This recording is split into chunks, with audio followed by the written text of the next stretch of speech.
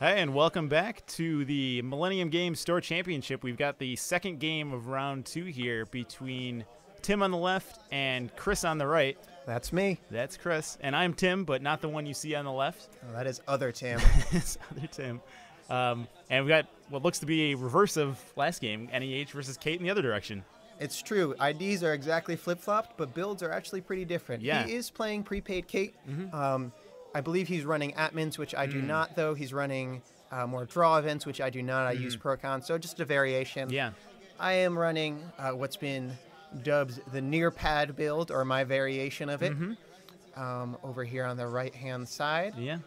And this is something you've been running around our way for quite a while at this point. Yeah, I did my first version of the deck,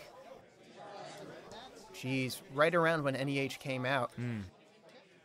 Using city surveillance and all sorts of wacky things, and I've kind of refined it to this build. Tim over here on the left, though, we know each other well. We've met in many competitions and even played in a store championship the previous weekend, and he knows what's going on. Right. So for those of you that aren't familiar with what I mean by near pad, basically it's an NEH deck revolving around dedicated response teams and sticking tags in various ways. I choose to use a combination of Data Raven and Snare and Manhunt. So Tim, knowing what tricks I'm trying to pull, sees 2 remotes and even says out loud to me, I bet that's a Snare and a dedicated response team. And if I'm sitting on 6 credits, that's 6 damage, or sorry, 5 damage, and that could be a flat line. Yeah. So he's playing cautiously. He drops a Data Sucker, probably getting ready to... Getting some Ottman shenanigans coming in, perhaps. Very likely. He runs HQ. And, oh, wait now. He says a daily business show, which has become one of those almost auto trash cards in my mind. Man, I love daily business show. It just brings this deck to life. Yeah. Later, I use it. Yes. I believe it was this game to dig for some very key components that will win. That will win or lose a game. No spoilers, man. No spoilers. This was another tight match. Yes. And remotes are loading up over here. So this turn, I drew into an Astro. I drew into... Oh, geez. I can't tell what else. But I do drop the Astro face down, hoping that he continues his trend of not running the remote so I can sneak it out. Let's see if he does that. Yeah, and you were saying in one of the earlier videos that you tend to do this with this deck is you kind of feel out whether the runner's going to run into things you put out. Absolutely. So he wasn't running. I res another and sneak out an Astro just off screen there. But I get the counter without having to do any fast advance shenanigans. That is a good feeling. Playing off the fear. Yeah. So right now, Tim's probably thinking, all right, it's time to start running these remotes and check them out. Right. Because it could very easily be other things. And Procoing up, getting another voice pad online, so he is starting to become efficient. But you are putting out remotes at a remarkable rate, so. Yes. I believe everything's on screen right now. Later you'll see I'm going to shift them all into a second row of remotes for the camera. When we're playing on a table, it gets a little silly. It goes a little far out. And drawing up pretty heavily here. So I just drew a diversified portfolio, which is the MVP in this deck. So much money.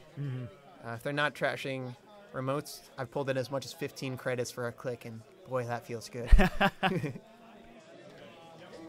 Yeah, and the fact that he knows that he likely knows you have the dedicated response teams, but until people know that that your deck is pretty strong anti-siphon because you can both res dedicated response teams and things to take your money down. Absolutely. So they can actually, a lot of times, I've experienced this firsthand, siphoning against you is worse than just running HQ. It's true. And a lot of times, either I'm resing all the remotes and spending the money, or I'm resing the dedicated response teams and saying, do you really want to take those 2 tags right now? Is it worth it?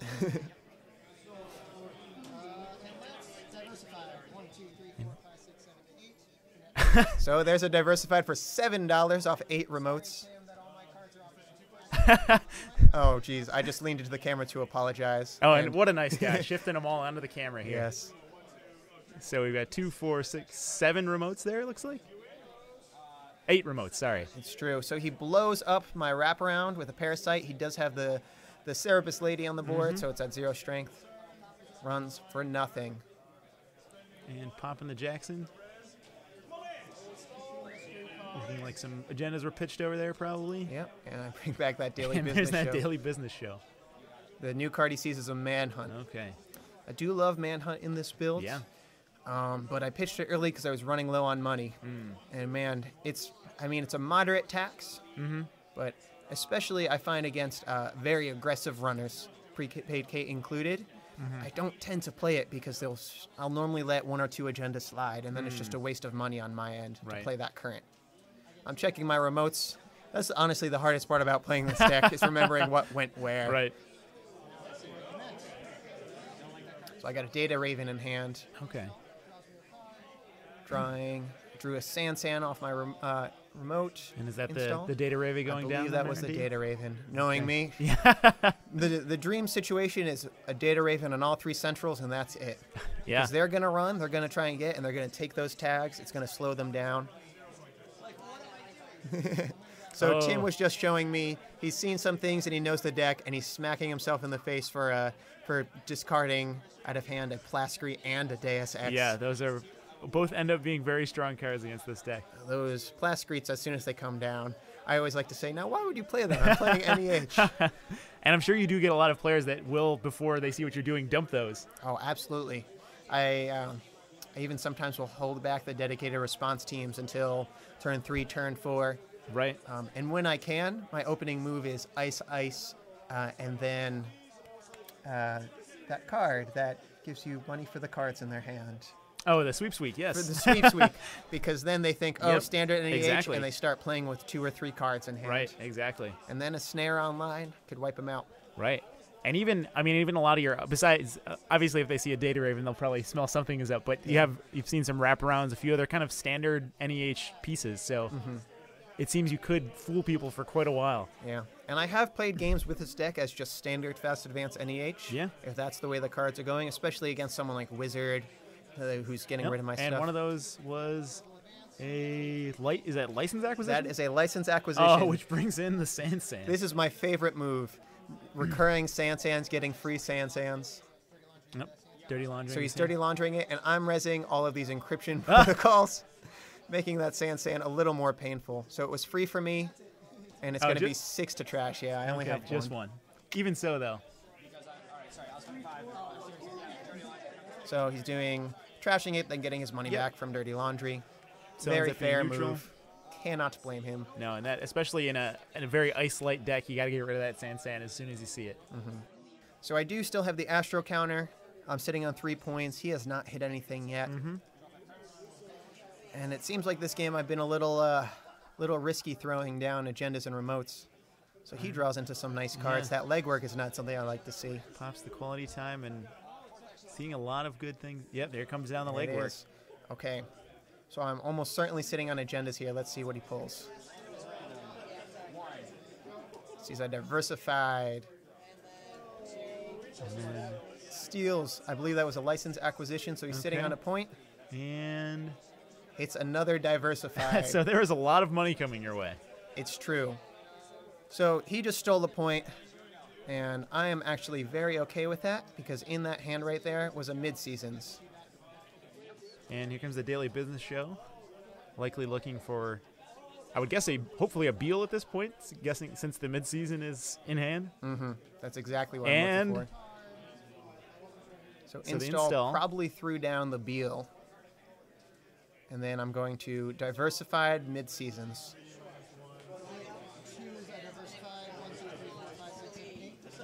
So I'm getting $7 off that diversified, and then right here I'm mid-seasons, trace 16.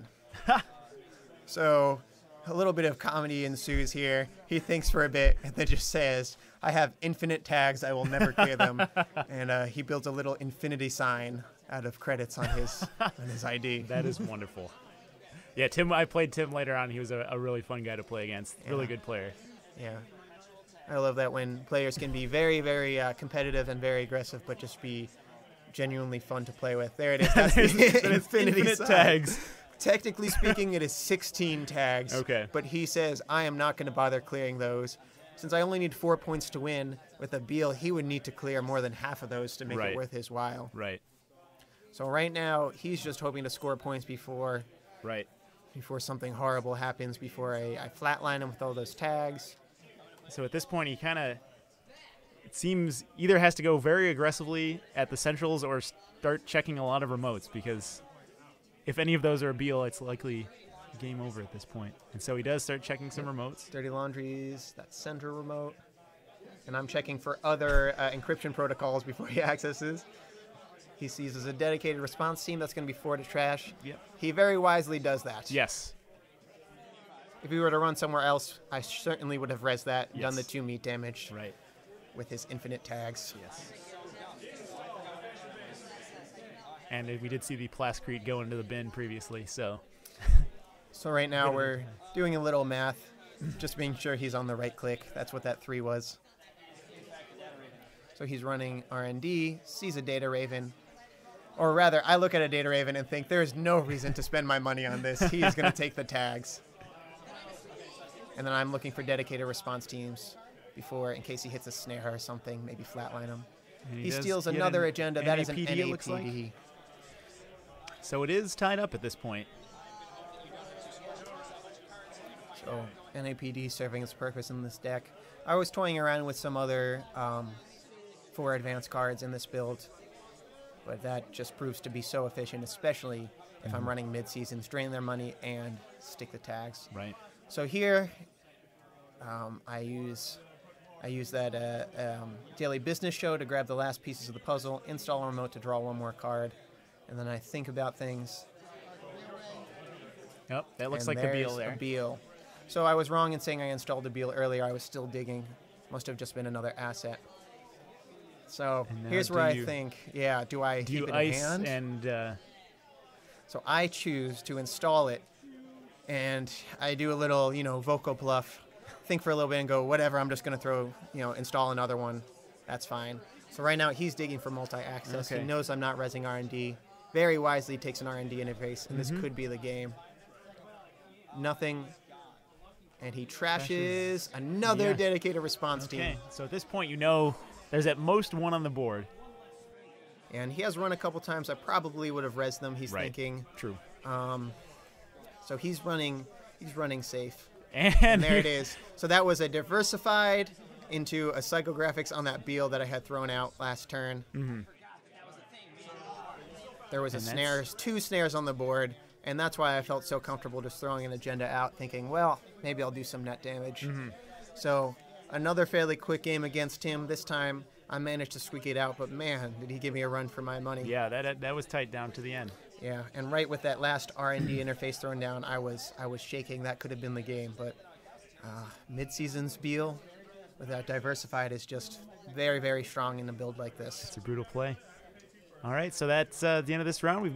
That is actually the end of our coverage here. We just had video of the Swiss rounds. Unfortunately, I did not get the top 8, but we'll hopefully have some more coverage coming up in the future of tournaments around upstate New York. So thanks for tuning in, guys. Thanks for listening.